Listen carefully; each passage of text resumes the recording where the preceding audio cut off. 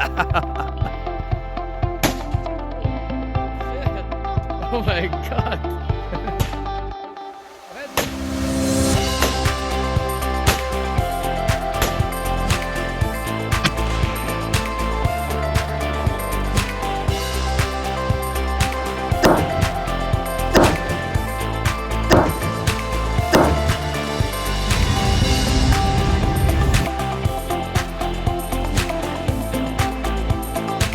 Good morning mga friends, time check 8 a.m. So lalakad na naman tayo as usual. Alam na this weekend, di ba?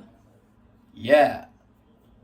So naka-ready na yung aking mga gamit dito at ang aking mga gamit. So I'm gonna just bring this thing with me and my favorite cap and let's rock and roll. I'll see you. Of course, when we go out, we have to bring our resources, food resources, and don't forget to bring the rice, obviously. So I have already a rice in that container, and then I have to bring all my utensils, my cutleries, oil, obviously, and some set of knives, everything. Another rice. And another food, just in case you don't want to cook. I have also some meat in that cooler. And then my sleeping bag. Obviously, I have always my radio with me, or convoy, my seat, and my favorite cart. One of my favorite cart. See, Red Heart. And let's rock and roll.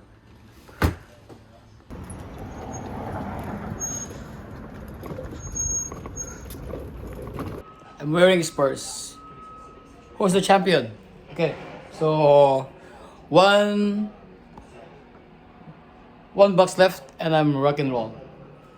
So my cousin is downstairs now. So maybe I'm gonna bring my gas jerry can container. So I already ate some egg, bagel with cream cheese, my coffee.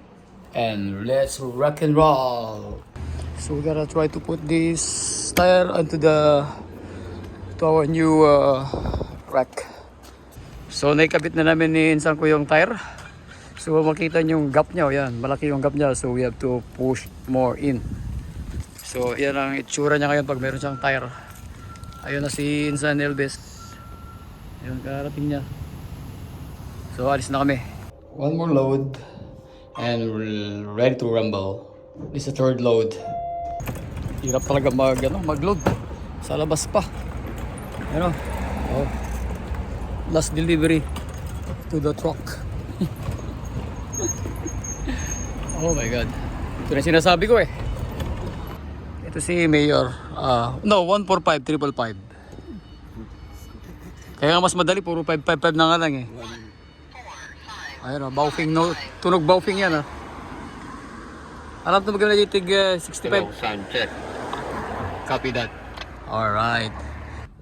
Ako, hindi ko na to binidyoan kanina nag-highway na kami ni pinsan ko. Dadaanan namin dito yung ito, spicy and slice. Yung order namin na biko at saka putsinta.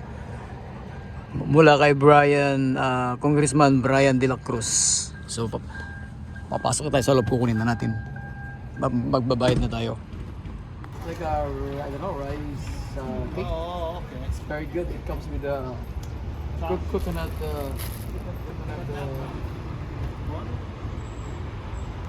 Oh, yes. So we picked this up at Slice and Spice by Congressman Brian De La Cruz. This is I was overwhelmed. This is too much for the price. Thank you, Congressman, for the sponsorship. Problema kung sino papakainin natin dito eh. Hello mga kaibigan, nakalabas na naman tayo. We're out of the city. We are heading to the east again. On my convoy for the first time again is my cousin Elvis with the Tacoma. And you can just see him right behind me. So it will be a part 2 Chehalis we're going. I wasn't able to get to come to the United States of America today because it's June 12th for the meetup due to some circumstances. I'm sorry guys, but I'm just going to Chehalis Part 2. So nag-detour tayo ngayon sa countryside dahil traffic doon sa highway. So dito tayo ngayon dadaan. So it's nice and green here. So mag-gasolina muna kami rito sa Shell dahil mura yung gasolina dito. Saan ba yung papasok na siya? Para kag-washroom DJ ko, A&W. Ito muna kami sa Shell. Gagasolina tayo. Washroom na dito. Okay. Ayun. 188 ang gasolina sa Shell. Yan. Mas mura dito. It's cheaper. And good thing, busy liquor. Alright, we're not going anywhere. Just here. Over din sila ang firewood. Yun, alright. So let's fill more gasoline here. There's a dripping on my windshield. The gasoline here is only 188. Then I'm gonna refill this too a little bit so you can see. So this is how it looks like when you put this tire, but it's a little bit wobbly, you know. That's how it looks like. What can you say? Another weight, you know, another weight, another load. So let's take a look how much gasoline we are now at 65 at 35 liters. Time check, it's 12. So we are now at the BC Liquor as usual, checking some moves. I like freebies. I like coolers like this. Okay, we'll see. Congressman, eksakto. Cooler bag. Now this one, I'm gonna use this. So, katapos lang naming naggasolina sa can ko ulit ng aking pinsan. Tapos, nagpakarga ng propane. So, diretso na naman kami. So, at the moment we've are deflating for 20 to 18 PSI. Time check. Quarter to 2 p.m. What PSI? Sa to lang PSI 27? 24. I'll do 18 PSI. Then we're going. It's windy here. It's nice weather.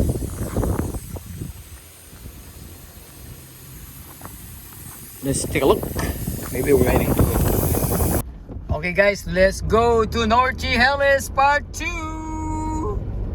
Alright. I'll see you in the beat. I'll show you the trail for the second time around. Let's make some dust, my friends. There you go.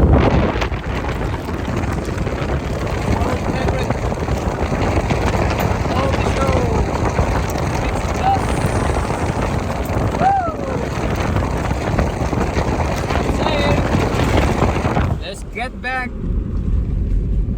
to our driving focus. Yeah. That's why don't go behind the truck when they're slow. Otherwise you're gonna suck it up all the smoke. Right? Oh my god, another bikers in front of me. The motorcycle riders. There are riders in front of me. Enjoy the ride. So 3 riders in front of me. Let's just let's just give them sometimes maybe they are just practicing. Yeah. So dahan lang ka. Tara ni truck na eh.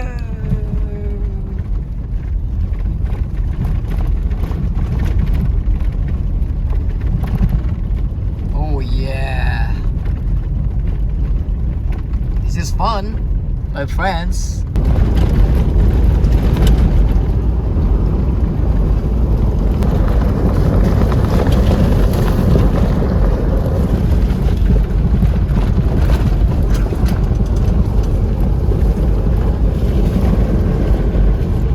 it's slippery, you know.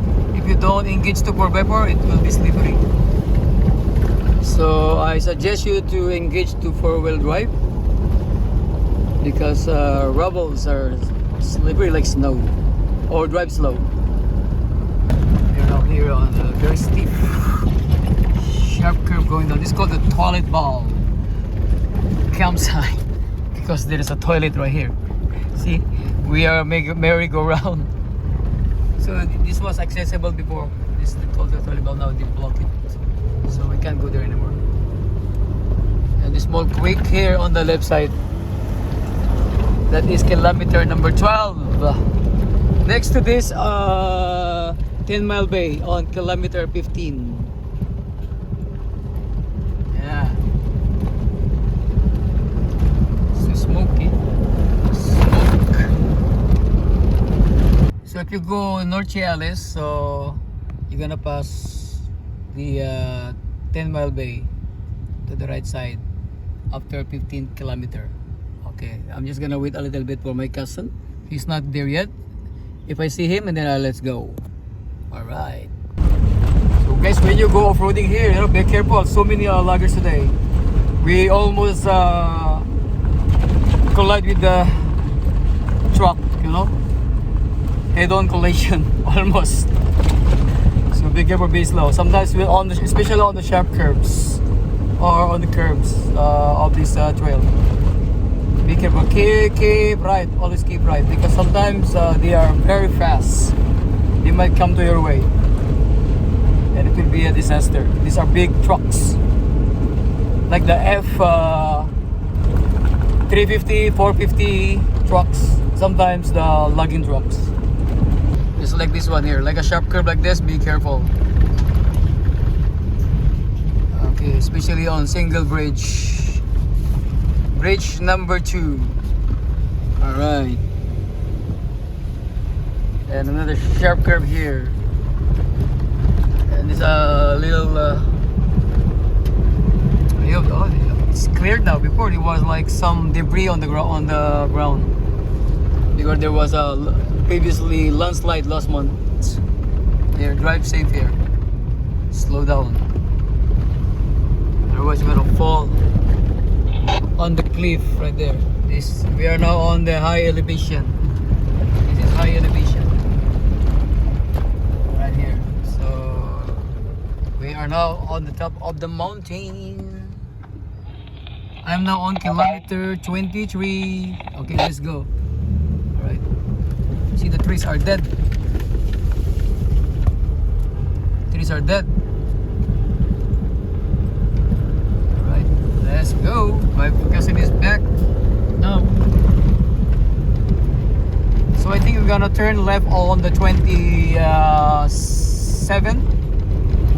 Turn left there, and then you will pass 3 to 4 more little bridge to Ciales North. And the road will getting narrower and narrower as you go down the lake. So friends, don't get lost here, okay? If you see this rock here, the sign is a Y, and there's another one here onto the right. So go to the left, because onto the right there will be a dead end there. There is a gate there, so we have to go here. Okay.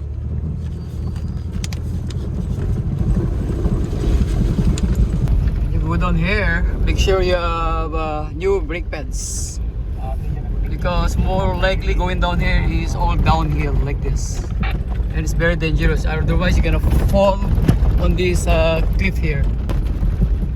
Okay, there's another going down here. Okay, another Y. Okay, go left. Okay, right here, go left again, so don't get lost. Okay, turn left, 2 turn left, 2 Ys, 2 turn left. So we are now on the top of the hill, so we are going down there, right there. That's the Ciales. Okay. So this how look like the North Ciales River right there. So my cousin is taking a picture. Okay, so we are on the top of the hill. So we are going down. We're gonna get there. We'll camp there for 3 days and 2 nights. There. So this is the view. We are on the top of the hill. So maybe a couple more kilometers and we arrive the destination. Okay, see you later, alligators. Oh, I think I could get up there and get some ice. I forgot my ice.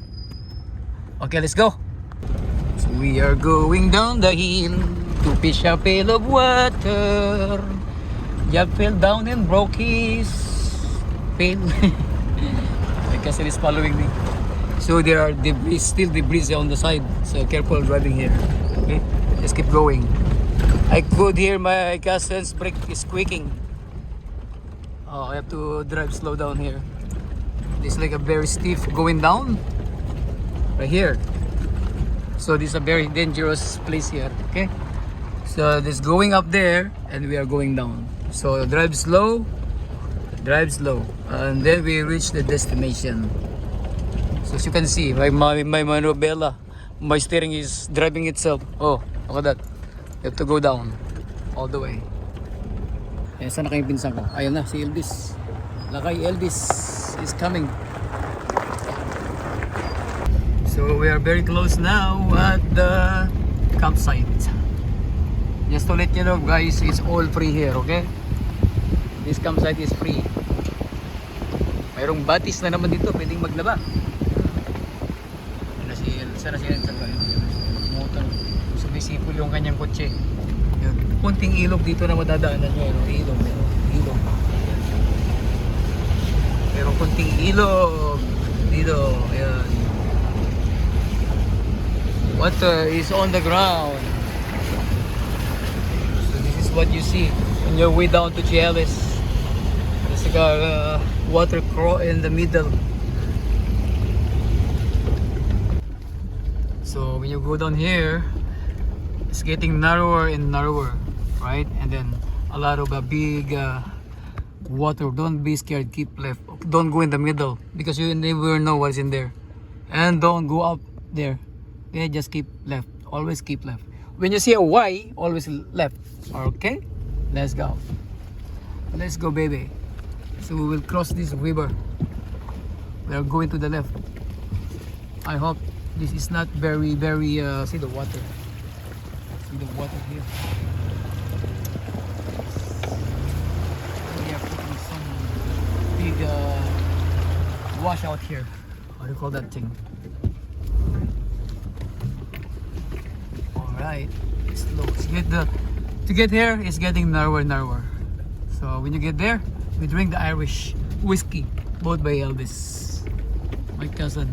Second time around. Yeah. It was a happy moment. Now it will be happier, I think. Happy Independence Day, Philippines. So another big water here. Big pothole, giant potholes. Okay, so we picked this location. Okay, so we arrived. Okay, we arrived here. It's fresh. So I'm gonna park here. And I'm gonna open now my awning. Alright, we'll see. There we go. I'm gonna spread. Oh, it's moist. There's some moist there. So this one is a little bit rattling, so I just put a strap there. Okay, so here is the place.